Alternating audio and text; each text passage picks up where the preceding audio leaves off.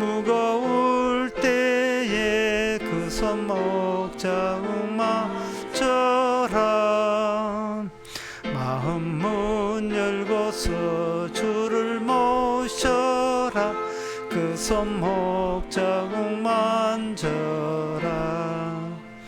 그 손목 자국 만져라. 그 손목 자국 만져라. 주가 널 지키며 인도하시리. 그 손목 자국 만져라.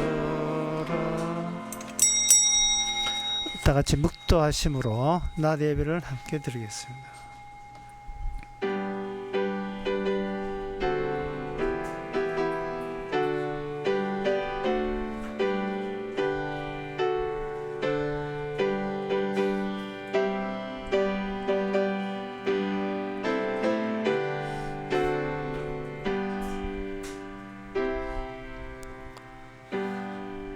전능하사 천지를 만드신 하나님 아버지를 내가 믿사오며 그 외아들 우리 주 예수 그리스도를 믿사오니 이는 성령으로 잉태하사 동년 마리게 나시고 본디오 빌라에게 고난을 받아사 십자가에 못 박혀 죽으시고 장사한 지 사흘 만에 죽은 자 가운데서 다시 살아나사 하늘로서 전능하신 하나님 옆에 앉아 계시다가 저희도 산자와 죽은 자를 심판하러 오시리라. 성령을 믿사오며 거룩한 공예와 성도가 서로 떠나는 것과 죄를 사하여 주시는 것과 몸이 되사 하는 것과 영원히 사는 것을 믿사옵나이다. 아멘. 인자와 진리로 내게서 떠나지 않게 하고 그것을 내 목에 매며 내 마음판에 새기라. 그리하면 내가 하나님과 사람 앞에서 은총과 기중을 여김을 받으리라. 하나님 아버지, 지금 이 순간 우리의 마음속 중심에 진리와 복음이 있는지 돌아보게 하여 주시옵소서. 그 사람이 품고 있는 것으로 인하여 하나님께 사랑을 받고 은총을 받는다는 사실을 항시도 우리가 잊지 않게 하여 주시옵소서. 예수님 이름으로 기도합나이다. 아멘. 교동문 29분입니다.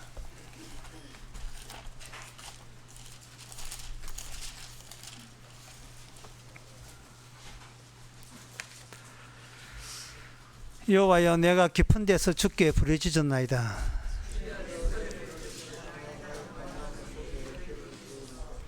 여호와여, 주께서 죄악을 감찰하실지인데 그러나 사유하심이 주께 있으면 나 곧 내 영혼이 여호와를 기다리며 파수꾼이 아침을 기다림보다 내 영혼이 주를 더 기다리나니 이스라엘아, 여호와를 바랄지어다. 다 같이 합시다. 저가 이스라엘을 그 모든 죄악에서 구속하시리다. 아멘. 자리에 앉으셔서 찬송가 99장 합시다.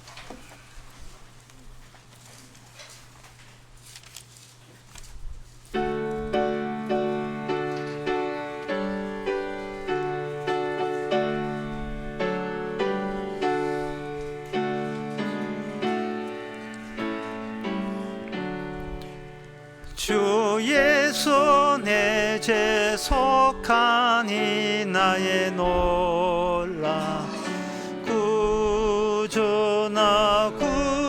구원함을 받은 나의 놀라운 구주 나의 놀라운 구주 나의 구 예수 나의 놀라운 구주 참 내 주 예수 그 보배 피를 흘리니 나의 놀라운 구주 화목케 하여 주시니 나의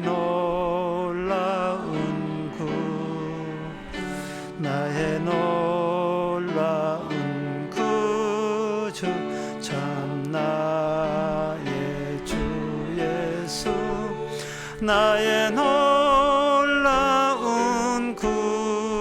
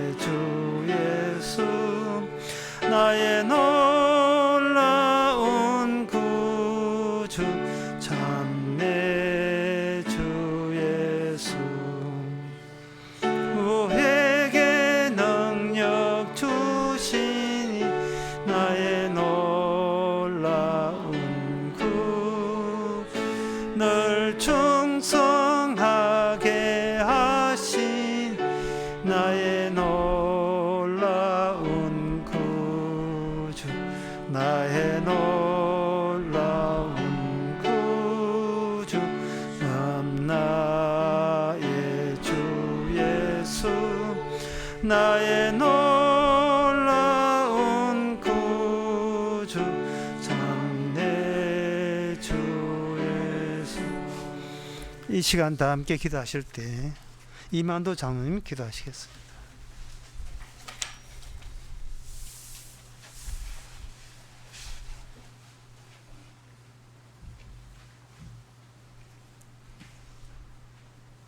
아버지 하나님, 오늘도 주일을 허락해 주셔서 저희들을 우리 교회로 불러주시니 너무나도 감사합니다.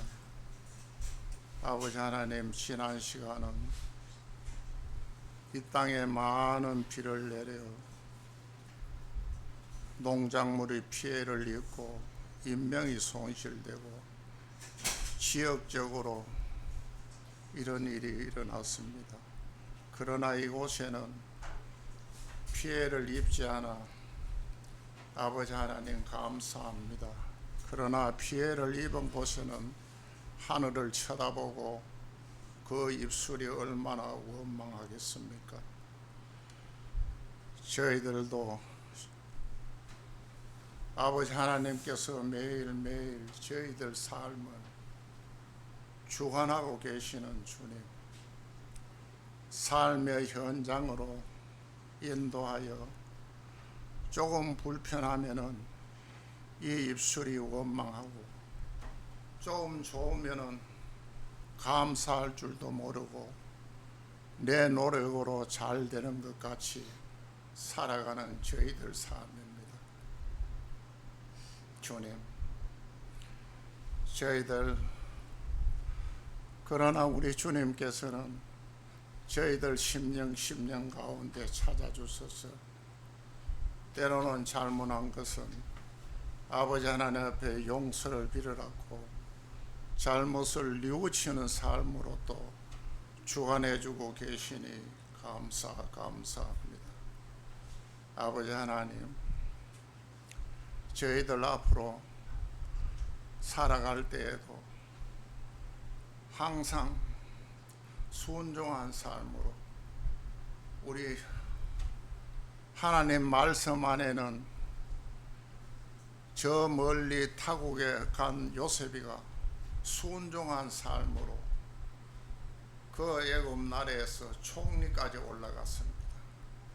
저희들도 항상 매일매일 살아갈 때에 힘들고 어려운 일, 이러한 일이 있더라도 주님 앞에 순종한 삶을 살아가는 저희들 삶 되기를 될 수 있도록 주님께서 이 심령을 주관하여 주시옵소서. 예수님의 이름으로 기도드립니다.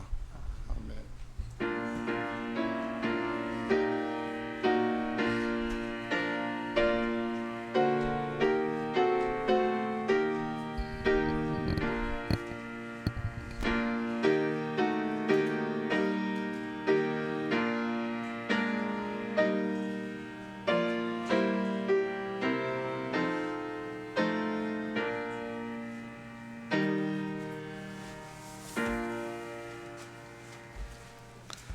네, 이 시간 광고 시간입니다. 광고는 주부에 나와 있습니다. 다음 주 밤부터, 주일 밤부터 3일 동안 경북 성주군에 있는 가야 호텔에서 십자마을 여름 수련회가 있습니다. 주제는 고린도 전서입니다. 고린도 전서를 알 수 있는 기회에 여러분 많이 참석해 주시기 바랍니다. 다른 광고 없으면 찬송가 400장 하겠습니다.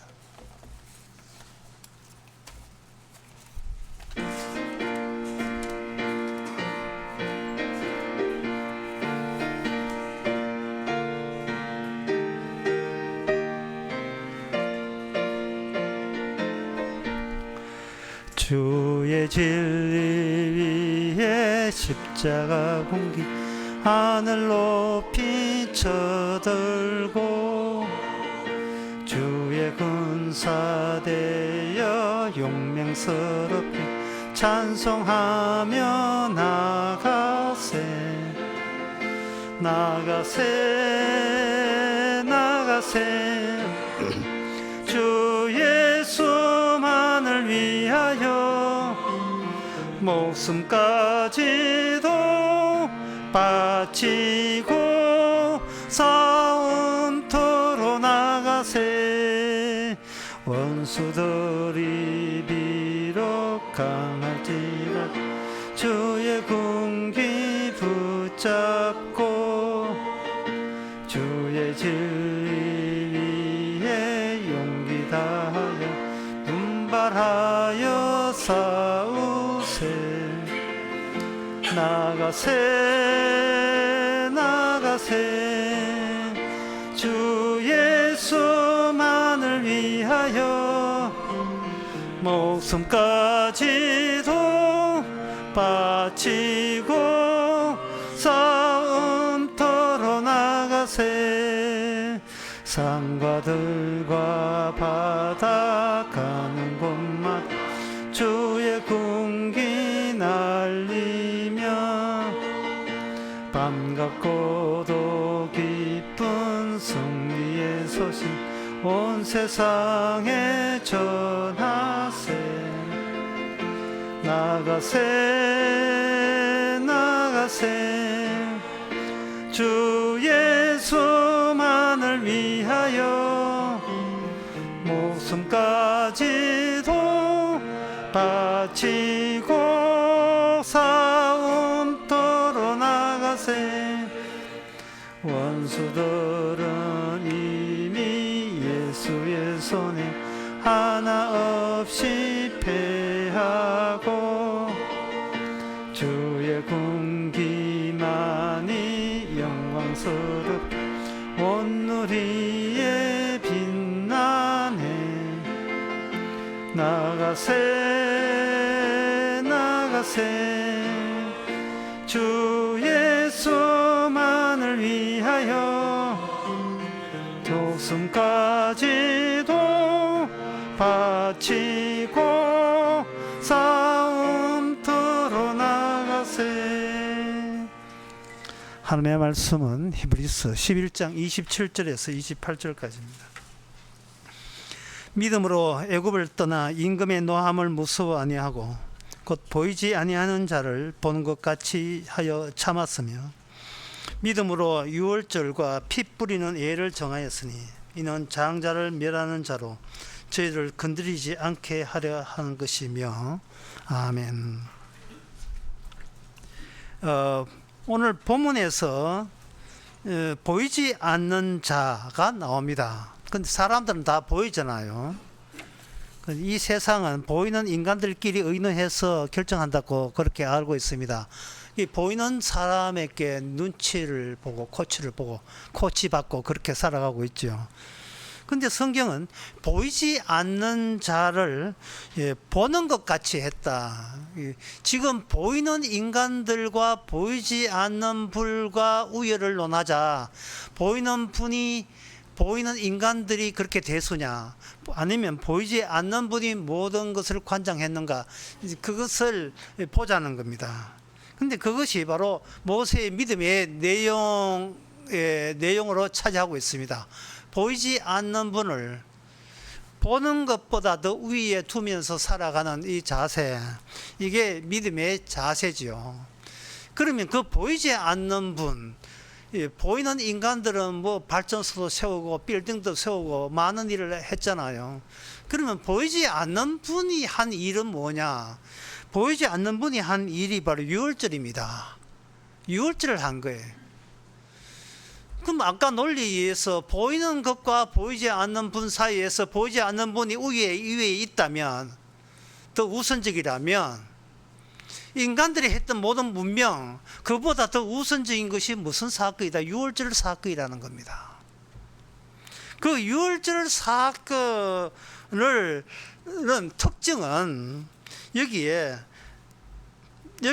멸하는 자로, 예, 장자를 멸하는 자로 그들을 건드리지 않았다 이에 대해서요. 그 유월절 사건을 만드신 그 보이지 않는 분의 취지가 인간의 족보의 전수자, 상속자 해야 되는 마지를 죽이는 데 이유가 있었습니다. 인간은 그 자신의 마지가 있어야 대를 이으니까 인간이 무엇을 생각하고 있고 무엇을 의도하고 있는 것을 간파해서 자신의 기력의 첫 사람이 되는 그 마지를 죽이고자 하는 뜻을 보이지 않는 분이 설계했고 그걸 이미 실수했어요. 이미 실수했다는 게 중요합니다. 이건 변경이 안 됩니다. 하나님께서는 사람을 죽이겠다는데 이 하나님의 취지에 대해서는 어떤 것도 변화가 없어요. 하나님의 변하지 않는 고집입니다. 정령 죽으리라 했으면 반드시 죽이는 거예요. 그 사람을 그렇게 죽이는 이유는 이런 뜻입니다. 너희들 나로부터 버림받았어. 버림받았다는 것을 굳히기에 들어가는 겁니다. 마태복음 27장에 46절에 보면 예수님께서도 사람의 몸을 입고 오셔서 하시는 그 끝부분에 남기신 말이 그겁니다. 나의 하나님 어찌하여 저를 버리시나이까? 어찌하여 나를 버리시나이까? 예수님께서 아버지께 버림받았다는 것은 모든 인간이 다 버림받았다는 것을 규정하고 거기서부터 하나님께서는 일을 시작을 하십니다. 버림받았다는 것은 이것은 뭐냐 하면은 인간과 눈에 보이는 인간과 인간 관계에서는 그 어떤 것도 궁극적으로 모든 것이 인간에게 소환되게 되어 있어요. 인간이 없어진다는 생각보다도 기어이 살아남아야 되겠다는 그 고집 같은 것들이 뭉쳐져서 인간 사회를 이룹니다. 우리 인간은 누가 뭐래도 우리 단결하여서 우리 버림받지 않도록 애쓰자. 이게 인간의 모토죠. 목적입니다. 어떤 그 인간도 부모 앞에서 엄마 나 아빠 나 버림받을 이걸 이렇게 생애 목표로 삼는 인간은 아무도 없습니다. 버림받지 않기 위해서 다시 하면서 살기 위해서 몸부림치는 것이 인간이죠. 그런데 그거는 보이는 인간들이 하는 이야기고 보이지 않는 분의 이야기는 달라요. 보이지 않는 분은 이미 너희는 버림받았다. 그런데 너희들은 버림받지 않기 위해서 애쓴다. 너희들은 그렇게 애를 쓰고 있다. 하지만 나 보이지 않는 나 하나님은 너희들의 예섬을 꺾어버리고 기어이 너희들을 버림받게 하고 내가 죽이겠다. 그 사건이 바로 유월절 사건입니다. 이것을 정리하면 이렇습니다. 하나님의 뜻은 뭐냐 하면은 보이지 않는 분과의 관계를 그걸 주목하라는 거예요. 보이는 인간끼리의 관계에 주목하지 말고 보이지 않는 분이 어떤 뜻을 갖고 있느냐 거기서 주목해야 그게 신앙생활이라는 겁니다. 그런데 그분의 뜻은 보이질 않아요. 보이질 않습니다. 그런데 인간들은 지금 본인도 그걸 보면 보이고 남들도 눈이 있으니까 보이고 보이는 인간과 함께 득세하면서 평생을 살아가고 있습니다. 하나님의 규정은 이렇습니다. 보이는 것들은 이미 산 것이 아니고 죽은 것이다. 죽은 것이다. 그러면 보이지 않는 분과 관계되는 사람은 어떻게 되는가? 그게 오늘 본문에 보면 저희를 건드리지 않게 하라 하는 것이며 저희를 건드리지 않는다는 게 다 죽여야 되는데 천사가 와서 사람들마다 다 죽이는데 하나님께서 유월절 보이지 않는 분이 했던 그 관계 그걸 보자 언약이라 합니다. 언약 그 관계성 그 관계성에 주목한 사람은 사람 죽이는 천사들로 하여금 쟤들은 죽이지 마, 건드리지 마라는 이야기를 약속을 했다는 겁니다.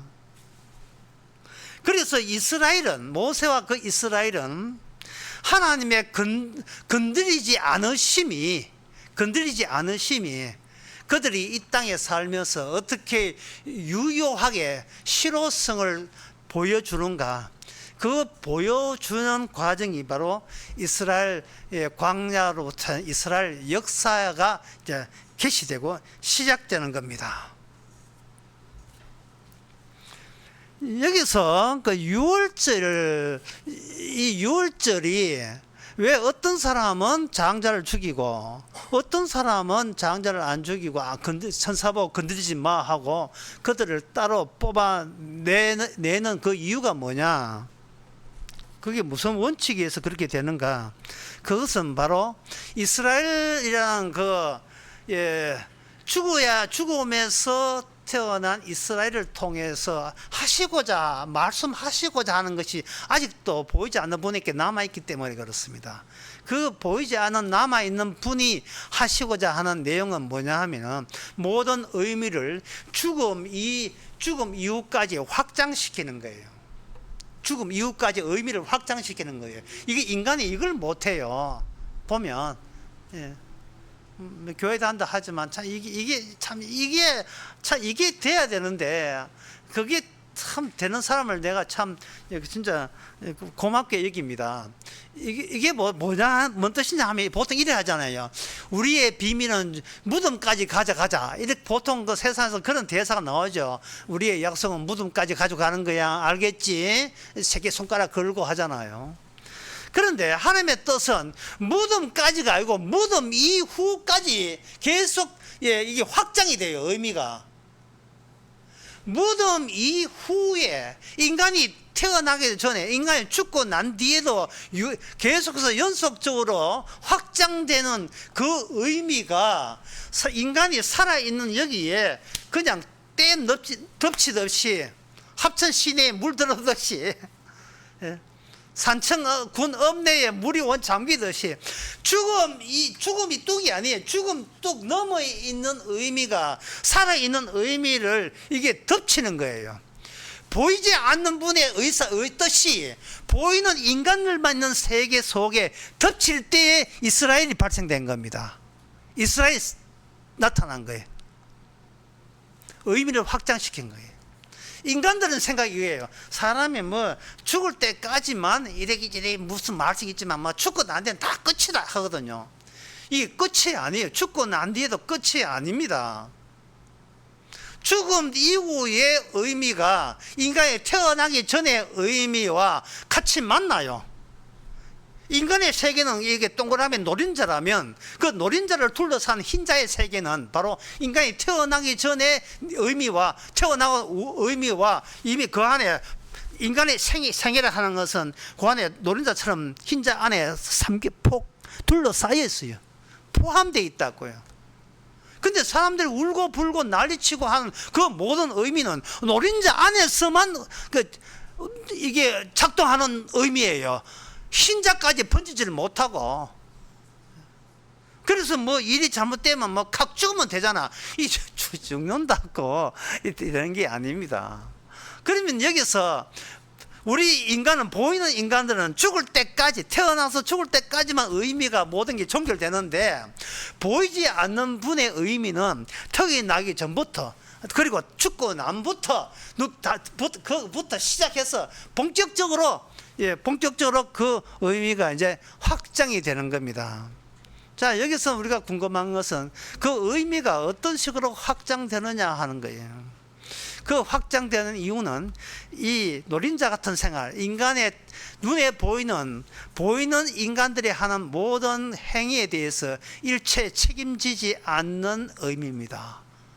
인간이 이 땅에서 무슨 짓을 해든 일체 책임지지 않아요. 왜 그러냐 하면은 인간은 책임질 행동을 애초부터 부여받은 적이 없습니다. 부여받은 적이 없어요.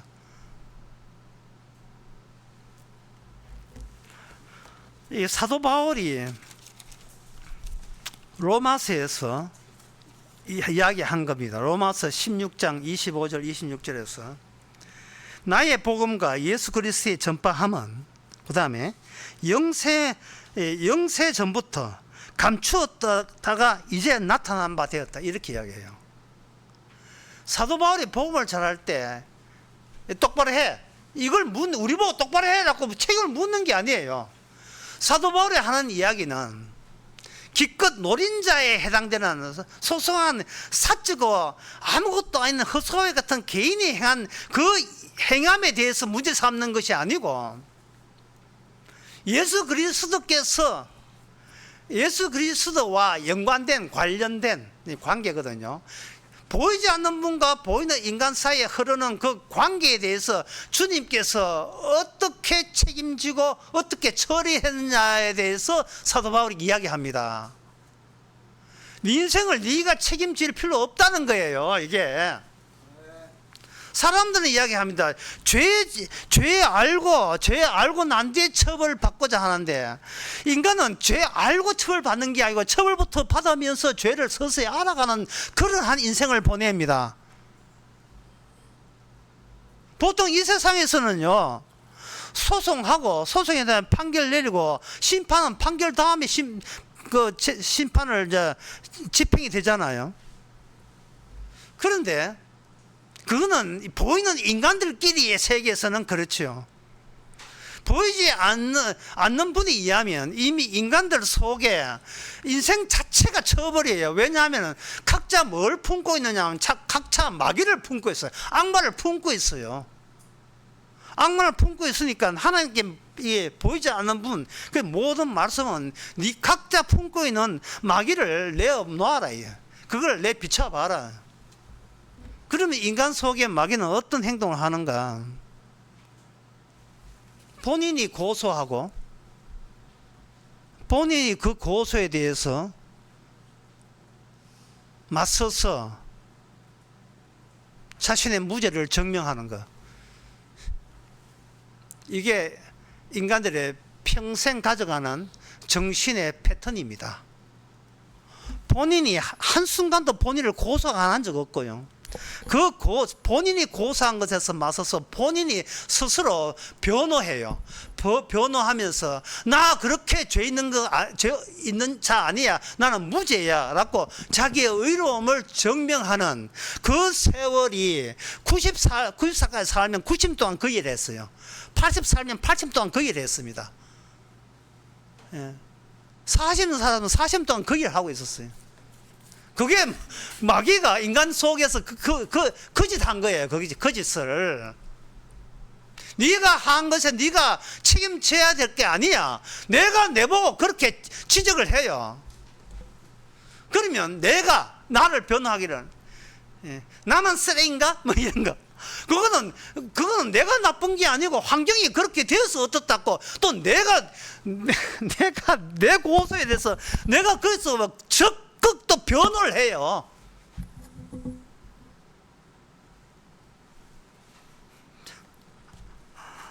참 웃기지도 않아. 인간인 게 이게 인간이 정신병이거든요. 마귀가 지금 정신병이에요. 본인이 검사되고 본인이 변호사 되고 본인이 판사 되고 다 해요. 축치고 장구치고 다 해요. 그게 패턴입니다. 어떤 패턴? 하나님께 버림받은 존재에 마귀한테 들쑥히고 맨날 마귀한테 덧볶이는 버림받은 자의 전형적인 모습이 자기가 자기한테 고소하고 자기가 자신을 변명하면서 행동하는 그 모습. 그걸 노려서 주께서는 이런 말씀을 하십니다. 제가 성경 기적을 좀 한 3개 정도, 한 개, 2개, 3개 정도 읽어 드릴게요. 여러분 어떤 느낌이 있는 것이 한번 들어보세요. 그때 각 사람에게 행한 대로 갚으리라. 인자가 아버지의 영광으로 천사와 함께 오리니 그때 각 사람이 행한 대로 갚으리라. 행한 대로 갚으리라. 딱 이 말씀 들을 때 우리에게 어떤 느낌이 오는지를 한번 생각해 보시기 바랍니다. 로마서 2장 6절에 진리의 날, 하나님의 의로우신 판단이 나타나는 그날에 이 말 진노를 네가 삼는구나. 하나님이 각 사람에게 행한대로 보응하시고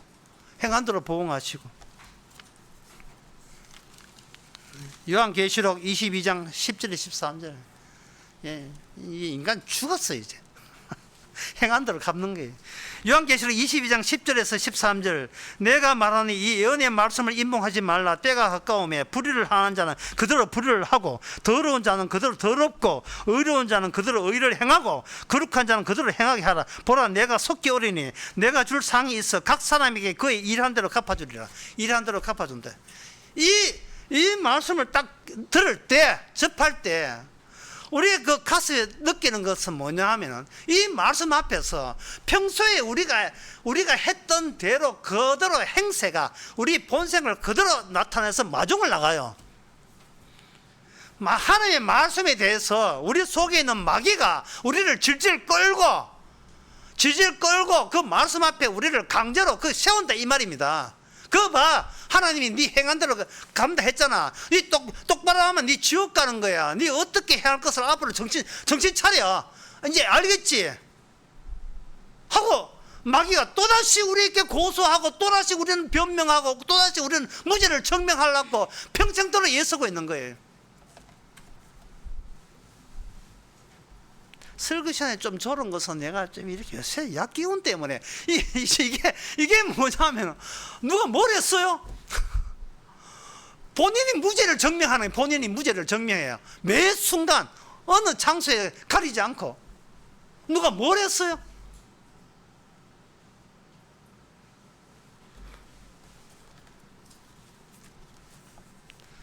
이 무거운 짐, 이걸 어떻게 감당하시렵니까?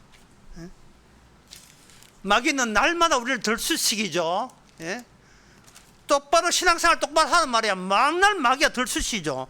우리는 거기에 대해서 최선을 다한단 말이야. 너무 득벌지 마. 나도 나온다 노력하고 있다고 설득이죠.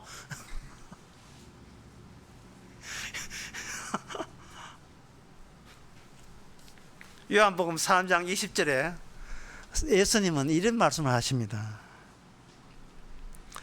20절에 악을 행하는 자마다 빛을 미워하여 빛으로 오지 아니하나니 이는 그 행위가 드러날까 하며, 진리를 쫓는 자는 빛으로 오나니 이는 그 행위가 하나님 안에서 행한 것임을 나타내려 함이라. 보이는 인간은 보이지 않는 분이 인간이 태어나기 전에 이미 결정된 사항을 나타내려 함이니라. 인간의 행함은 이미 태어나기 전에 결정된 사항을 그대로 행함으로 나타내려 함이니라. 누가 우리를 정죄하리요? 누가 우리를 고소하리요? 모든 말씀은 주님께 모든 일에 어떤 경우라도 감사하라 하는데, 마귀는 이 유월절을 차단시켜요. 유월절 사건을 차단시키고 십자가를 차단시켜가지고 감사 대신 뭐가 나오냐 하면, 열심히 하고 있다고, 열심히 노력하고 있다고, 말씀대로 살려고 애쓰고 있다고, 남대로 최선을 다하고 있다는데 뭐 더는 못해.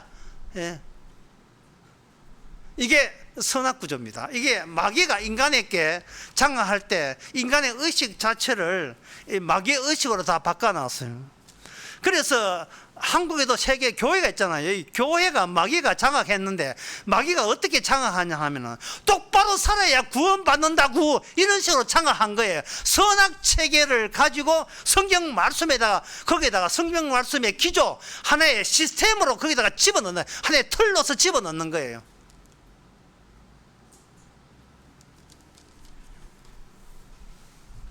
지난 강남 강의 때 그렇게 했어요. 성경 해석할 때는 선악, 윤리, 도덕을 다 빼고 해석해 주세요. 지난 수요일도 제가 언급했어요. 너무나 중요하기 때문에. 선악, 윤리, 도덕을 빼고 성경을 한번 해석해 보라고요. 남는 것은 감사, 고마움밖에 없어요. 내 인생을 내가 주도할 자격도 없고 권한도 없고, 쉽게 말해서 너 생각 좀 하지 마라. 왜냐하면 주님과 나 사이의 관계를 생각해야 되지. 자꾸 따로 잘라서 내 생각만 한다고 해. 그러니까 창세전의 비밀이 나타나지 않는 거예요. 예, 그걸 가리죠. 창세전의 비밀. 야곱은 사랑하고 예수는 미워했다. 그게 안 나타나지를 않는 거예요. 주님은 사도 바울을 통해서 이렇게 우리에게 이렇게 이미 결정된 사항을 이야기합니다. 고린도전서 16장 21절 누구든지 주를 사랑하지 않은 자는 저주를 받을지어다. 이것은 창세기 2장에 선악과 따먹는 아내는 정령 죽으리라. 똑같은 거예요. 선악과 따먹는 정령 죽으리라. 아까 말씀 다시 이야기하면 선악과 심어놓은 것이 인간들하고 의논한 게 아니라 일방적으로 심어놓은 거예요. 그렇다면 유월절은 보이는 인간에게 물어보지도 않고 일방적으로 보이지 않은 분의 일방적 결정이었습니다. 그 결정이 중심을 차지해요. 그 중심에 나온 그 취지만 하나님께서 인정하고 나머지는 인정하지 않습니다. 내가 건들지 말아야 할 자와 천사로 하여 건드려야 하는 자를 이미 인간이 태어나기 전에 이미 결정했어요. 이스라엘은 그 특이성을 보여주는 겁니다. 심지어 인간은 자기의 시체에 대해서 또 일체 어떤 권리를 주장할 수가 없습니다. 그게 요한계시록 바로 앞에 있는 유다 1장 9절에 보면 나옵니다. 천사장 미가엘이 모세의 시체에 대하여 마귀와 다투어 변론할 때에 감히 행하는 판결을 서지 못하고 다만 말하되 주께서 너를 꾸짖으시기를 원한다 이랬어요. 자, 이게 무슨 뜻일까요? 모세는 이미 죽었어요. 모세는 이미 죽었는데 모세의 시신이 죽었으니까 시신이 있을 거잖아요. 예수님처럼 사흘 만에 부활한 건 아니고. 신명기 34장 6절에 보면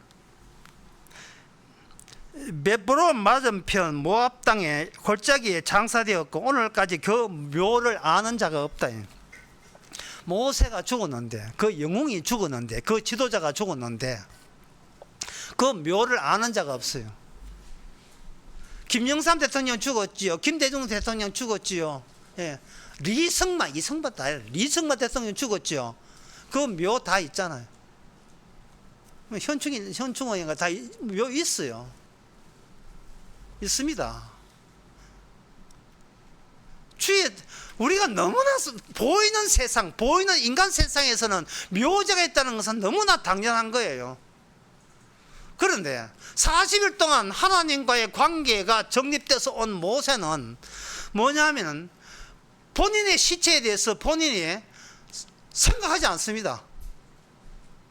쉽게 말해서 모세는 자기 생각이 주님과 나 사이의 관계에 방해된다고 생각하는 거예요.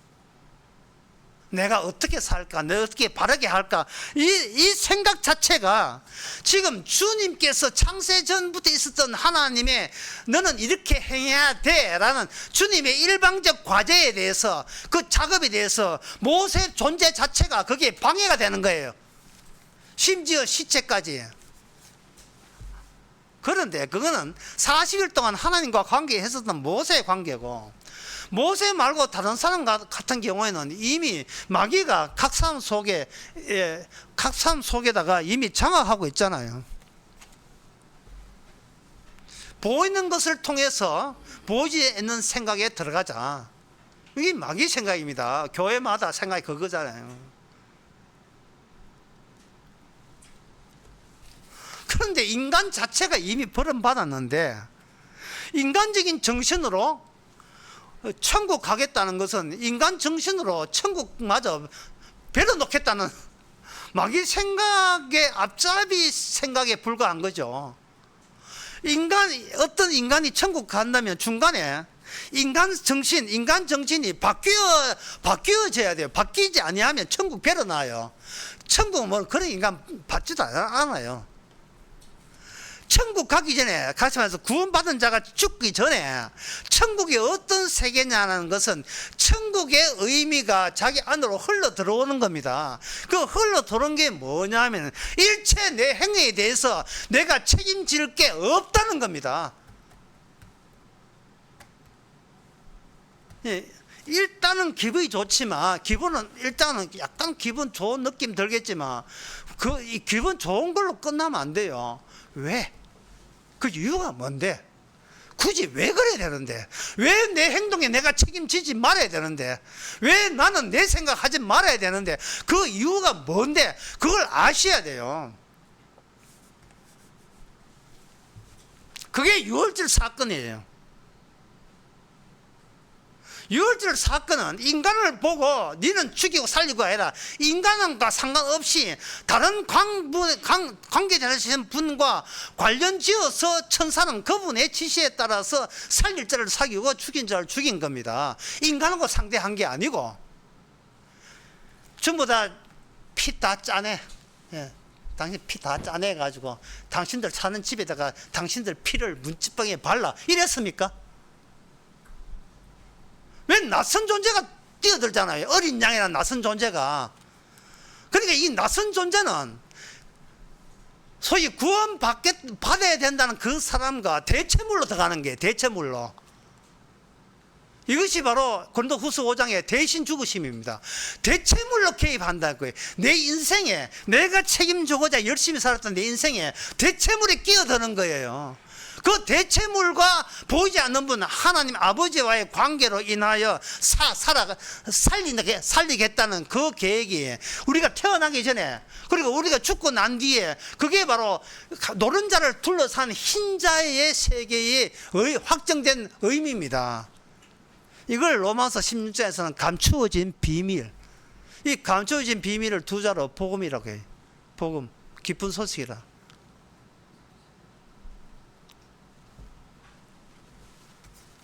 마귀는 생각은 달라요. 마귀의 생각은 뭐냐면은 모세는 대단하다는 거예요. 모세는 위대한 지도자라는 겁니다. 그러면 이스라엘을 계속해서 자기 마귀 손아귀에 엮기 위해서는 모세의 시신을 찾아서 그 모세의 시신을 기념하게 되면 이스라엘로 하여금 하나님을 따르는데 도움된다고 생각하는 것이 바로 악마가 그 시신을 자기가 가져가겠다는 것이 유다서 1장 9절의 생각입니다.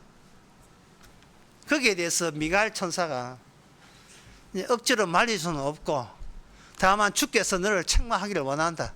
예, 너의 거짓도 이스라엘 중에서 구원받지 못할 사람들에게 필요하니까 몰라 어떻게 하셨는지 주께서 허락했는지 모르지만 다만 그것은 나쁜 짓이야 하고 미가엘은 책망만 했을 뿐이라는 내용이 유다서 1장 9절의 말씀입니다.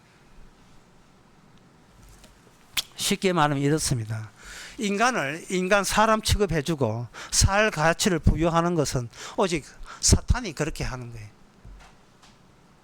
사탄이 그렇게 하는 겁니다. 네 고유의 가치 있어, 네 의미 있어. 네가 남한테 지면 안 되잖아. 보이는 인간과 보이는 인간 사이의 경쟁. 그런데 주님의 뜻은 마태복음 18장에 보면 누구든지 어린아이 같이 되지 아니하면 천국에 가지 못한다. 뭐 아주 단호해요. 정령 죽으리라. 주를 사랑하지 않으면 저주받는다. 이게 단호한 것처럼 누구든지 어린아이 같이 되지 않으면 천국에 못 간다. 이 어린아이의 특징이 뭐냐? 경쟁이 없어요. 경쟁이 없어요. 네가 이기니 내가 이긴 리가 없어요. 이 경쟁이 되려면 남하고 견주어서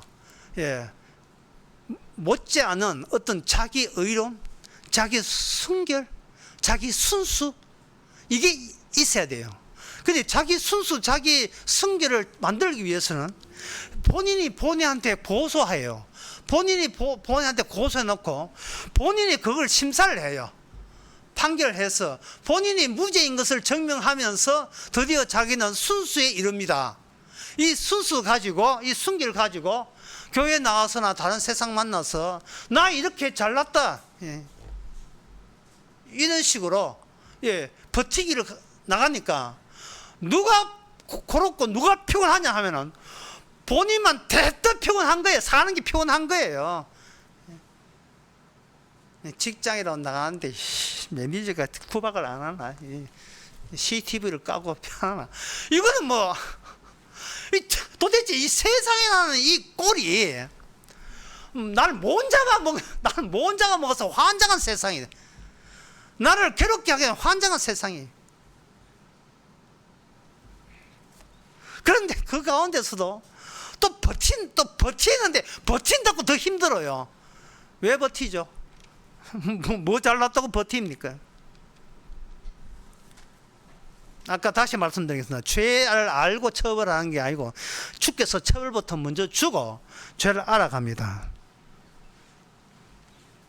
왜냐하면 인간이 살아가는 자체가 주님이 벌리는 복수거기 때문에 인간은 서서히 마모되어 가면서 마모되어 가는 데서 살아보려고 애를 씁니다. 자, 그렇다면 이제부터 우리가 알아야 될 것은 그 보이지 않는 세계이기 때문에 보이지 않아요. 보이지 않는 세계인데 어떻게 우리가 보이지 않는 세계가 분이 계시고 보이지 않는 세계가 있는 것을 우리가 어떻게 눈치채느냐 하는 그 이야기입니다.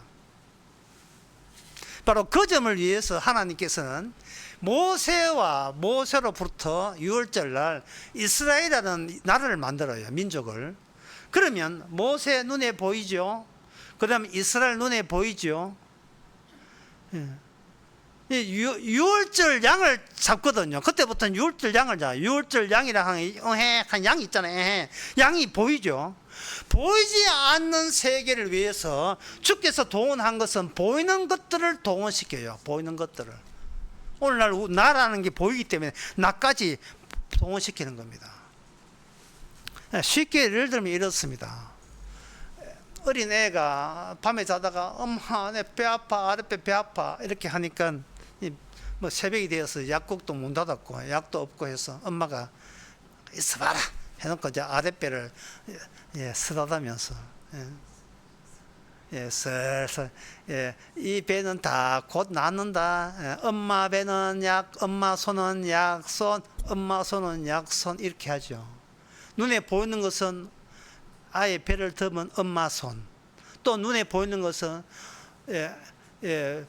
배꼽 드러낸 어린 아들. 이게 눈에 보이는 거죠. 눈에 보이지 않는 건 뭐냐? 사랑이죠. 사랑. 두 사람이 잠을 자는데 좀 조심해야 되잖아요. 두 사람을 잠을 자는데 한 사람이 새벽에 운동 나간다 해가지고 잠자다가 한 사람은 거의 자고 있는데 막 이제 새벽에 잠들었는데 혼자 우당탕탕 나가지고 하다가 뭐 앞에 있는 밥그릇에 있는 게 불 치워 이렇게 하게 되면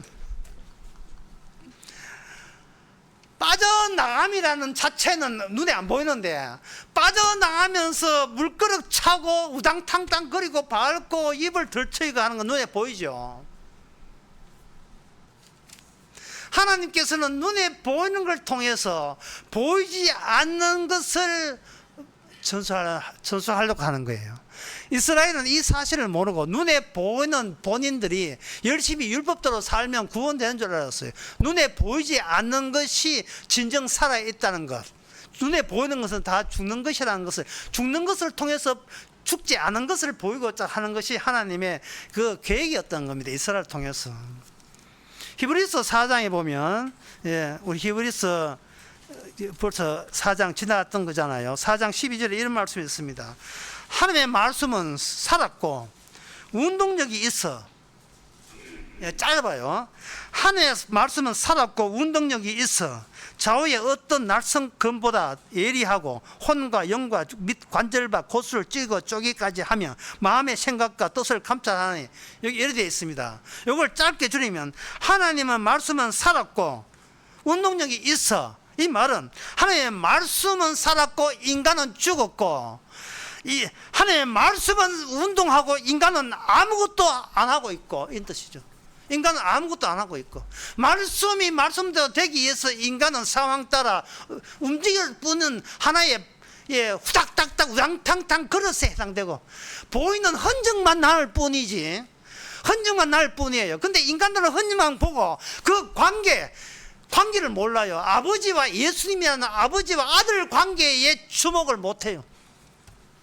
유월절은, 양 잡았던 유월절은 흔적이에요. 눈에 보이기 때문에. 그러나 아버지는, 하나님은 내 아버지고 난 아들이라는 이 관계입니다. 이건 관계는 보이지 않는 관계예요. 흔적은 그냥 흔적일 뿐이에요. 흔적을 통해서 보이지 않는 관계. 내 아버지는 하나님이고 나는 그의 아들이다. 이것을 요한복음 1장에서는 세례 요한이 증거하기를, 보라, 세상 죄를 지어가는 하나님의 어린 양이다.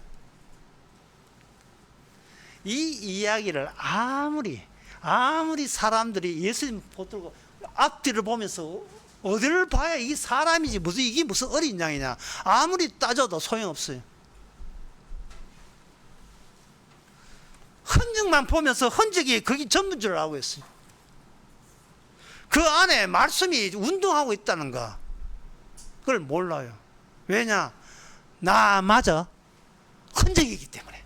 나마저 나의 시체 어떻게 됐냐, 내가 어떻게 사느냐, 내가 어떤 행동을 했느냐, 내가 책임을 지느냐 안 지느냐, 이것조차 아무 의미 없는, 그냥 책임질 필요도 없는 흔적과 흔적의 연속이에요. 보이지 않는 분을 위한 겁니다. 그런데 창세기 4장에서 마귀는 예수님을 붙들고, 보이는 예수님을 붙들고 계속해서 최선을 다하라고 독촉하고 있습니다. 네가 하나님을 아들이 여거든, 네가 아들이냐? 그러면 뛰어내려 봐라. 흔적을 보이봐. 흔적을, 놀라운 기적을 보이봐. 이런 식으로. 저 돌 있잖아, 배고프지? 돌을 떡을 만들어 봐. 계속 흔적에 대해서 치중하면서 의미를 부여하면서, 그러면 너는 하나님의 아들이 될 것이고, 그러면 너는 살 것이다, 천국 구원받을 것이다. 계속 흔적 지고 그게 전부라고 톡쳐하고 있는 거예요. 우리는 거기에 평생 동안 말려들었고, 우리는 그것 가지고 내가 나를 재판했고 고소하고 있었고, 좀 잘한다 싶으면 남하고 견줘서 남의 게임에서 앉으려 하고, 내가 잘났나 네가 잘났나, 내가 성경마야 네가 성경마야, 시합이나 하려고 하고.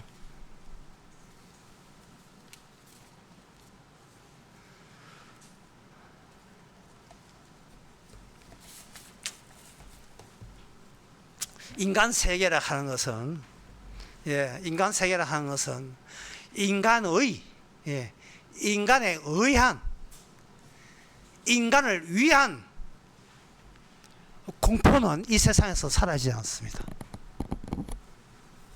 아브라함 링컨이 이야기했죠. 인민에 의한, 인민을 위한 나라는 이 세상에서 이런 나라는 사라지지 않는다. 이 나라가 아니고 공포예요, 공포. 사람을 의식하고 나를 의식한 자체가, 이 공포는 평생 사라지지 않습니다. 이 불안감은 사라지지 않아요.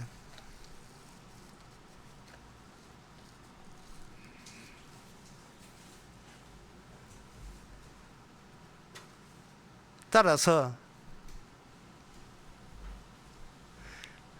우리가 하나님의 유월절, 일방적으로 설정한 사건, 유월절, 일방적으로, 우리 묻지도 않고 일방적으로 터뜨려버리는 십자가, 거기서 눈 돌리게 되면 그 다음부터는 우리는 마귀의 시험, 광야에서 예수님 시험 받은 것처럼 마귀의 시험이 기다리고 있습니다. 이것이 내한테 유리하냐 불리하냐, 이게 옳은가 그런가, 그건 알아서 뭐 하는데, 알 필요 없어요. 우리는 내가 하는 게 아니고 말씀이 우리 안에서 말씀대로 행하기 때문에. 이게 바로 보이지 않는 분과 보이는 나 사이에 하나의 주님이 일하심의 흔적으로서의 나의 존재한다는 그 관계성이, 그 유월절 관계성, 십자가 관계성이 바로 보이지 않는 영적 세계의 한계성을 유지시켜 주는 겁니다. 유월절은 뭐냐? 영적 세계의 한계선상을 이야기하는 거예요. 그러면 그 한계선상을 흔적을 통해서 우리가 이제 마지막 남은 것은 이 유월절 취지가 어떻게 이스라엘 역사, 보이는 이스라엘 역사를 통해서 어떤 흔적을 남겼기에 예수님께서 십자가 지시면서 예수님 나타났으면서 내가 바로 내 살과 내 피를 마시라. 그러면 네가 네가 생명을 얻는다는 거, 네 죄의 사함을 얻게 나의 피라는 게 어떻게 그것까지 연결이 되느냐? 그 연결을 우리가 알아채야 되겠죠. 그것을 위해서 이 유월절을 하나님께서는 지난 사건을 이스라엘 그 무리의 이동 속에서 그걸 집어넣어서 유월절 사건이 계속 이스라엘 이동과 더불어 함께 이동하는 사건으로 만들었어요. 민수기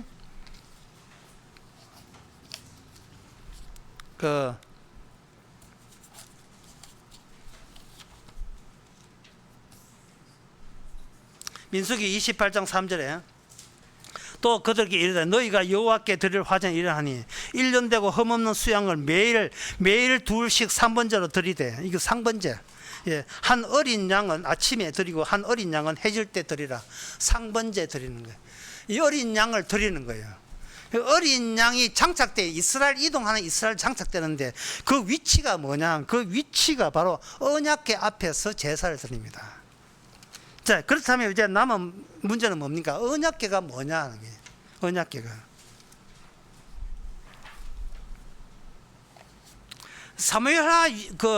사무엘상에 보면 홈리와 비나스가 언약궤에서 죽습니다. 하나님과 이스라엘과 블레셋을 전쟁을 시키는데 그 전쟁에서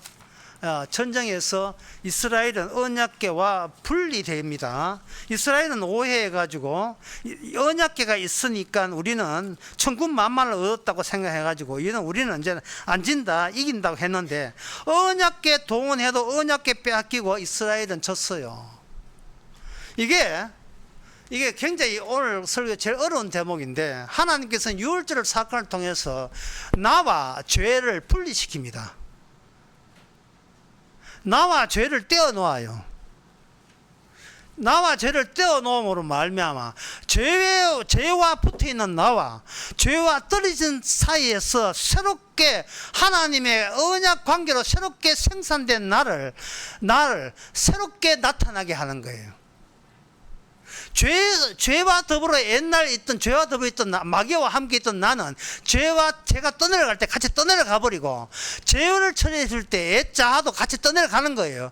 떠내려가고 난 뒤에 하나님께서 유월절을 통해서 언약궤를 통해서 죄는 따로 처리하고 죄 말고 건드리지 않는 나 따로 생산해서 그 따로 된 생사만을 건져서 천국에다가 거기서 집합시킵니다.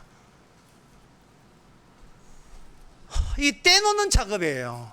이 떼놓는 작업에 있어서 하나님이 첫 번째 했던 조건은 뭐냐? 언약궤 근처가면 죽는다는 거예요. 언약궤 들어다 보면 죽는다는 그 이야기 했어요.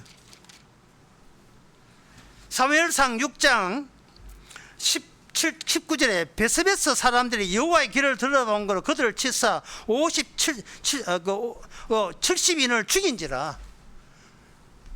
보면 죽어버려요. 왜냐하면 인간은 이미 정령 인간 죽으리라 되어 있는 게 인간이기 때문에 죽는 건 당연하고 죽는 인간을 하나님의 새로운 천국 백성을 위해 하나의 흔적으로서 지금 활용하려고 하는 가운데 있어요. 그래서 인간이 스스로 자기에게 작동해서 나를 천국에 보낼 수 없고요. 나를 천국에서 떼놓는 작업부터 먼저 하고 천국과 무관한 나를 천국에 집어넣기 위해서는 그 사이에 하나님의 언약궤를 집어넣고 유월절 어린 양의 취지를 집어넣어서 내가 만들지 않는 새로운 나를 만들어서 천국에 집어넣고 주님과 함께 영원히 살게 하시는 겁니다. 내가 숨이 다 찼다 정말. 예.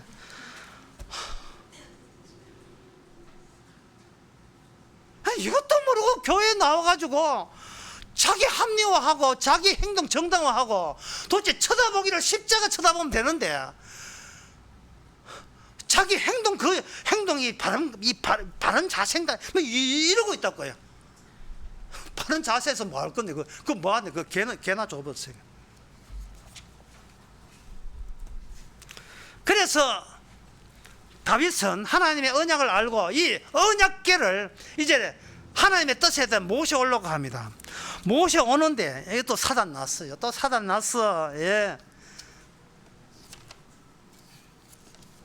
사무엘하에 보면 그 우사라는 사람이 언약궤 모셔올 때, 예?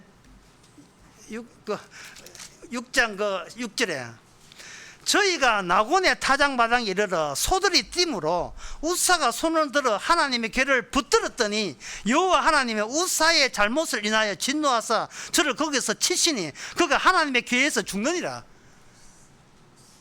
아이, 지금 요 언약궤가 지금 뭐 소가 삐뚤거려가지고 넘어지려 하잖아요. 그러면 본능적으로 넘어질래? 붙들어야지. 귀한 거니까 붙들려 하니까, 아니 붙들었다고 그걸 죽이부는 거예요. 무슨 말이냐 하면 이런 말입니다. 이걸 알기 하면, 목사는 교인들 구원하는 자가 아니에요. 왜냐하면은 교회가 사람을 구원하지 않습니다. 교회 사람 구원은 주님이 직접 하셔요. 그런데 목사가 나서서 누구 구원시켜야 된다고 설치되는 것은 십자가 지지도 않는 인간이 지가 마치 십자가 진 것처럼 착각하고 똑같아요. 여러분도 오늘날 선지자고 목사예요. 복음을 전파할 뿐이지 남을 구원할 수 있는 능력이 우리한테 없습니다. 본인도 아까운도 못한 주제에 뭐를 구원해요? 어린아이 같이 되지 않으면 천국 못 가거든요. 어린아이 자체가 보이지 않는 분과 연관되어 있어요. 보이는 인간들, 보이는 자기 앞가름이 아니고, 바로 언약궤의 특징이 뭐냐 하면 분명히 있어요. 있는데 언약궤 빼놓고 다른 모든 있음은 작살냅니다. 네가 네 있음과 내 있음, 네 존재와 존재가 네가 같다고 보이냐? 너는 보이는 거야. 난 보이지 않음을 보여주는 있음이라고요. 언약궤가. 왜? 하나의 유월절 이동용 유월절 사건이 계속 작동하고 있기 때문에, 어린 양을 매일같이 어린 양을 계속 아침 저녁마다 그 앞에서 바치기 때문에. 그래서 민수기에 보면, 이 민수기의 그 4장에 보면 조건이 있어요. 조건이 무슨 조건이냐? 4장 15절 20절에 생진할 때에 아론과 그 아들들이 성소와 그 성소의 모든 기구 덮기를 필요하거든 고앗 자손에 와서 맬 것이고, 그러나 성물은 만지지 말지니 죽을까 하노라. 회와 물건 중에서 이것들을 고앗 자손에게 맬 것이고 라고 이렇게 쭉 돼 있어요. 이건 뭐냐 하면 언약궤를 이동할 때는 반드시 레위 지파, 특히 고앗 자손 레위 지파를 통해서만 이동해야 된다. 그걸 누가 아느냐 하면 이걸 바로 사무엘하 역대상 15장에서 다윗이 알고 있었어요. 그래서 역대상 15장 14절에 보면 이 제사장들과 레위 사람들이 이스라엘 성결케 하고 여호와의 궤를 모시고 다윗이 레위 사람 어른들과 명하여 노래하고 악기 부르면서 레위 지파한테 맡기는 거예요. 레위 지파에 해야 될 일은 이겁니다. 산자와 상대하지 않고 죽은 자와 상대하는 거예요. 뭐냐? 죽은 자가 우리를 살리기 때문에. 이게 신자입니다. 이게 오늘날 교회에 참석한 사람의 신자의 특징이 뭐냐? 세상 사람과 차이점이 뭐냐? 죽은 자가, 없는 자가 살려요. 있는 목사가 살리는 게 아니고, 있는 집사 장로가 살리는 게 아니에요. 있는 아버지 엄마가 나를 살리는 게 아니에요. 그동안 무슨 생각으로 살았습니까? 우리 회상 사장님이 나를 살리는 게 아니에요. 편의점 주인님이 나를 살리는 게 아니에요. 보이지 않는 분이 살리고 죽은 자, 이미 죽은 분이 살리는 거예요. 우리는 그분의 흔적이니까요. 예수님이 버림받을 때 이미 버림받았어요. 버림받은 자한테는 아무 책임을 묻지를 않습니다. 책임 묻는 것은 마귀밖에 없어요. 마귀가 똑바로 하라고, 신앙인을답게 살아라고, 바르게 살아라고.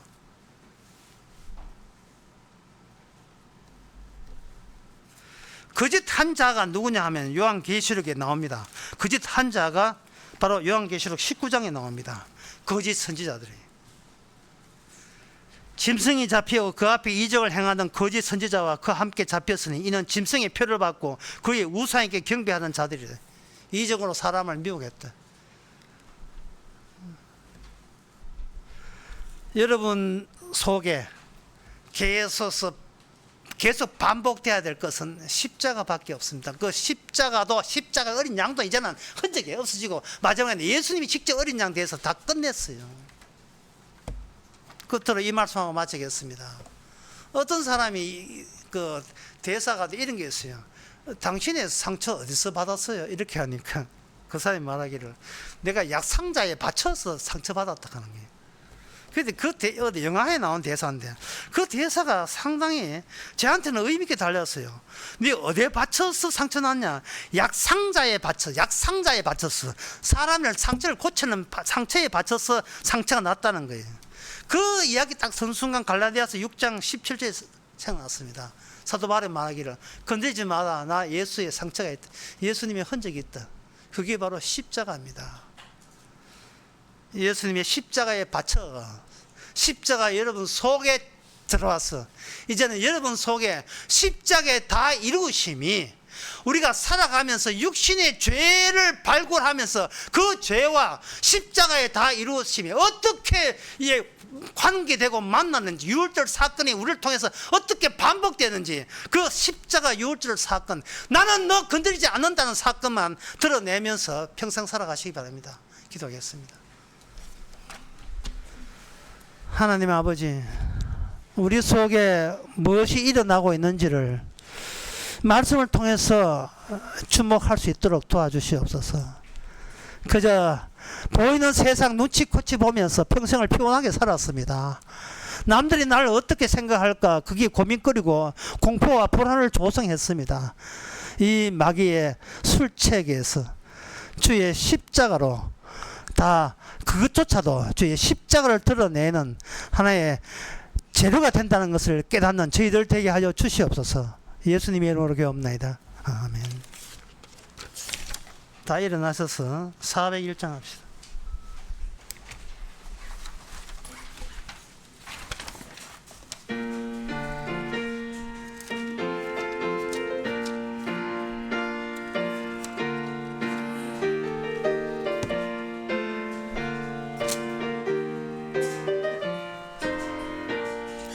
천성을 향해 가는 성도들아 앞길의 장애를 두려 말아라.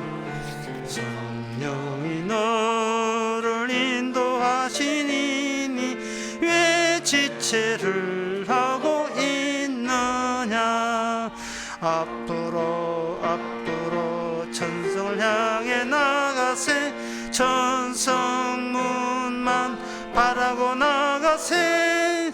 모든 천사 너희를 영접하려 문 앞에 기다려서 있네.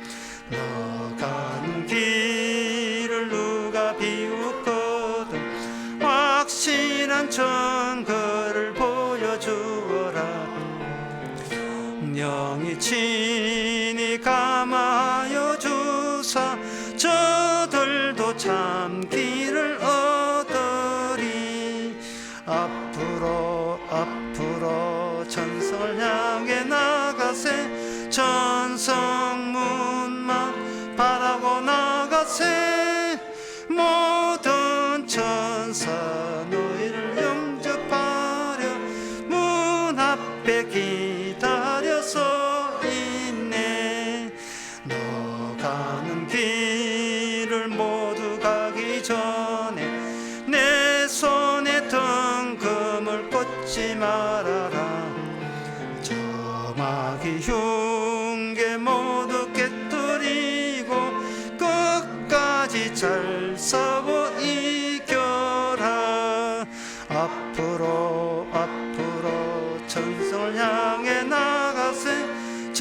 성문만 바라고 나가세 모든 천사 너희를 영접하려 문 앞에 기다려서 있네.